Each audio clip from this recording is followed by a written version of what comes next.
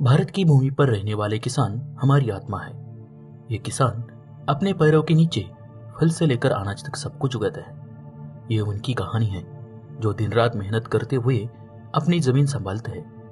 यह है एक ऐसे शख्स की कहानी जो तमाम मुश्किलों के बावजूद अपनी जमीन के लिए कभी हार नहीं मानता। उनकी मेहनत से हमारी जरूरतें पूरी होती है और हमारी थाली में खाना उनके अथक प्रयासों का नतीजा है। इस युग में जहां तकनीकी और वित्तीय प्रगति की चर्चा होती है, हम अक्सर उन लोगों के बारे में भूल जाते हैं जो हमारी भूमि को समृद्ध बनाते हैं। यह एक ऐसे किसान की कहानी है जो पारंपरिक खेती की सीमाओं से परे नए और विशाल कदम उठा रहा है। कृषि क्षेत्र ने सदियों से भारतीय अर्थव्यवस्था में महत्वपूर्ण भूमिका निभाई है। आज भी यह एक महत्वपूर्ण क्षेत्र बना हुआ है जो भारत के सकल घरेलू उत्पाद में महत्वपूर्ण योगदान देता है और लाखों लोगों को उपजीविका प्रदान करता है। यही कृषि क्षेत्र भारत के सकल घरेलू उत्पाद में सबसे बड़े योगदानकर्ताओं में से एक है। यह देश के सकल घरेलू उत्पाद का लगभग 18% हिस्सा और 50% से अधिक लोगों को रोजगार देता है। यह क्षेत्र ग्रामीण भारत के लिए विशेष रूप से महत्वपूर्ण है, जहां कृषि लाखों लोगों की उपजीविका का मुख्य स्रोत है। भारत दुनिया का दूसरा सबसे अधिक आबादी वाला देश है और अपने नागरिकों के लिए खाद्य सुरक्षा सुनिश्चित करना सर्वोच्च प्राथमिकता है।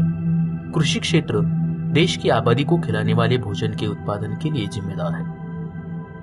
आधुनिक कृषि तकनीकों की मदद से यह क्षेत्र देश में भोजन की बढ़ती मांग के साथ तालमेल बिठाने में सक्षम रहा है। कृषि भी भारत के लिए निर्यात इनकम का एक महत्वपूर्ण स्रोत है। देश के कई कृषि वस्तुओं जैसे चावल, गेहूं, चीनी, कपास और मसालों के दुनिया के सबसे बड़े उत्पादों में से एक है। इन वस्तुओं का निर्यात देश के लिए मूल्यवान विदेशी मुद्रा अर्जित करने में मदद करता है। कृषि क्षेत्र भारत में ग्रामीण विकास का एक प्रमुख चालक है। यह लाखों लोगों के लिए रोजगार के अवसर पैदा करता है और सहायक उद्योगों जैसे खाद्य प्रसंस्करण और रसद के विकास का समर्थन करता है। यह बदले में ग्रामीण बुनियादी ढांचे के विकास में योगदान देता है, जो अर्थव्यवस्था के समग्र विकास के लिए महत्वपूर्ण है। पिछले कुछ वर्षों में उन्नत तकनीकों को अपनाने, बेहतर बुनियादी ढांचे और आधुनिक उपकरणों के उपयोग के साथ भारतीय कृषि का महत्वपूर्ण आधुनिकीकरण हुआ है, जिससे उच्च पैदावार और अधिक दक्षता प्राप्त हुई है। भारत के निर्यात में कृषि का भी प्रमुख योगदान है। देश अन्य कृषि उत्पादों के बीच मसाले, चाय और दालों का सबसे बड़ा निर्यातक है। भारत सरकार भी कृषि में भारी निवेश कर रही है। किसानों को सब्सिडी, प्रोत्साहन और सहायता प्रदान कर रही है। साथ ही कृषि उत्पादकता में सुधार, कृषि आय में वृद्धि और खाद्य सुरक्षा सुनिश्चित करने के उद्देश्य से नीतियों और कार्यक्रमों को लागू कर रही है।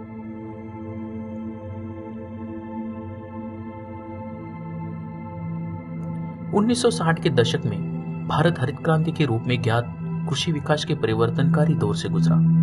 नवाचार और आधुनिकीकरण की इस अवधि ने कृषि उत्पादकता बढ़ाने और बढ़ती आबादी को खिलाने में मदद की। खेती के एक लंबे और समृद्ध इतिहास के साथ भारत दुनिया के सबसे बड़ी कृषि उत्पादकों में से एक है। हरित क्रांति के प्रमुख घटकों में से एक गेहूं और चावल जैसी फसलों की उच्च उपज वाली किस्मों की शुरुआत थी। इन फसलों को विशेष रूप से उच्च पैदावार देने और रोग प्रतिरोधक होने के लिए डिजाइन किया गया था। गेहूं भारत में सबसे महत्वपूर्ण फसलों में से एक है। देश दुनिया में गेहूं का दूसरा सबसे बड़ा उत्पादक है। यह लाखों लोगों का मुख्य भोजन है और इसका उपयोग रोटी, पास्ता और अन्य खाद्य पदार्थ बनाने के लिए किया जाता है। चावल भारत में एक और महत्वपूर्ण फसल है। देश दुनिया में चावल का दूसरे सबसे बड़ा उत्पादक है। यह देश के कई हिस्सों में एक मुख्य भोजन है और इसका उपयोग कई प्रकार के डिश बनाने के लिए किया जाता है। भारत में सतत कृषि पर्यावरण के अनुकूल कृषि तकनीकों का उपयोग शामिल है, जैसे कि जैविक खाद, फसल रोटेशन और इंटरक्रॉपिंग, जो मिट्टी के स्वास्थ्य को बनाए रखने के लिए और हानिकारक रसायनों के उपयोग को कम करने में मदद करता है। टेक्नोलॉजी में प्रगति के बावजूद पारंपरिक खेती के तरीके अभी भी भारत में कृषि क्षेत्र में महत्वपूर्ण भूमिका निभाते हैं। कई किसान अभी भी जमीन को जोतने के लिए बैलगाड़ी और अन्य पारंपरिक औजारों का उपयोग करते हैं। इसके अतिरिक्त हरित क्रांति ने कई कृषि तकनीकों की शुरुआत की, जैसे कि फसल बोने और काटने के लिए मशीनें, जैसी दक्षता बढ़ाने और श्रम लागत को कम करने में मदद मिली। हालांकि भारत में कृषि उत्पादकता में सुधार के लिए आधुनिक तकनीक का भी उपयोग किया जा रहा है। उदाहरण के लिए आनुवंशिक रूप से संशोधित फसलों और सटीक कृषि तकनीकों के उपयोग से किसानों को अपनी उपज बढ़ाने और कचरे को कम करने में मदद मिल रही है। हरित क्रांति ने किसानों के लिए नए बाजार के अवसर भी लाए, क्योंकि बढ़ी हुई उत्पादकता ने उन्हें अधिक फसल बेचने और नए बाजारों तक पहुंचने की अनुमति दी। टेक्नोलॉजी जैसे कि मोबाइल फोन ने भी किसानों को बाजार की महत्वपूर्ण जानकारी तक पहुंचने और अपनी फसलों को कब और कहां बेचना है इसके बारे में बेहतर निर्णय लेने के लिए मदद की। टेक्नोलॉजी की मदद से किसान को मौसम के पैटर्न और बाजार की कीमतों के बारे में महत्वपूर्ण जानकारी मिलने में मदद मिल रही है।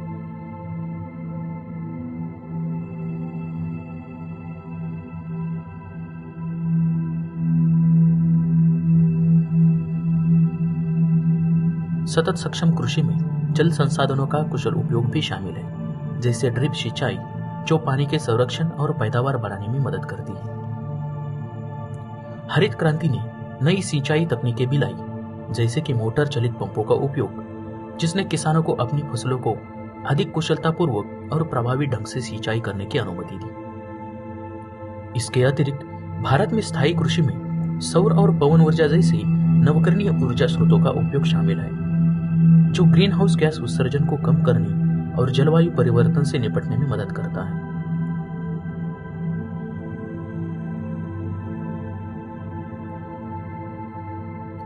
सतत कृषि में किसानों को बाजारों से जोड़ने और ऋण और टेक्नोलॉजी तक उनकी पहुंच में सुधार करने का प्रयास भी शामिल है, जो उनकी इनकम बढ़ाने और खाद्य सुरक्षा में सुधार करने में मदद कर सकते हैं।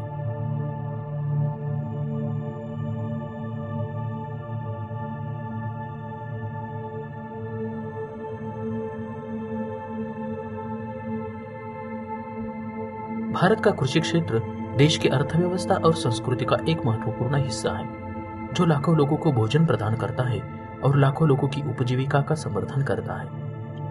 नवोन्मेष और अनुकूलन को जारी रखते हुए भारत के किसान भविष्य की चुनौतियों का सामना करने में सक्षम होंगे और एक विकासशील राष्ट्र को खिलाना जारी रखेंगे। भारत में स्थायी कृषि को अपनाकर हम एक अधिक लचीली और समृद्ध खाद्य प्रणाली का निर्माण कर सकते हैं, जो पर्यावरण संरक्षण के साथ आर्थिक विकास को संतुलित करती है। सहयोग और नवाचार के माध्यम से हम एक ऐसा भविष्य बना सकते हैं जहां आने वाली पीढ़ियों के लिए हमारे ग्रह की रक्षा करते हुए कृषि फलती फूलती हो। लेकिन इन सब के बावजूद क्या भारत का किसान सच में समृद्ध है? अपने देश की भूख मिटाने वाला अपने खुद के पेट की आग बुझा पाता है? क्या सच में इनके घर में खुशी है? भारतीय किसानों को बहुत सारी चुनौतियों का सामना करना पड़ रहा है।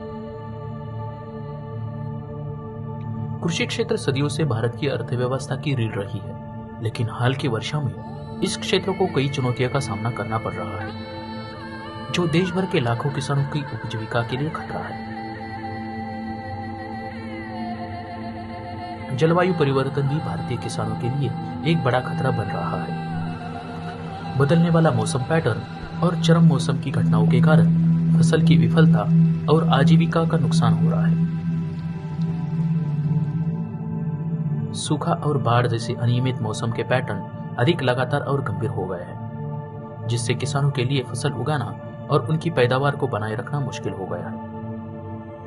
कृषि में रसायनों और कीटनाशकों का अत्यधिक उपयोग एक और चुनौती है, जिससे किसानों और उपभोक्ताओं के लिए मिट्टी का क्षरण, जल प्रदूषण और स्वास्थ्य संबंधी समस्याएं हो सकती हैं।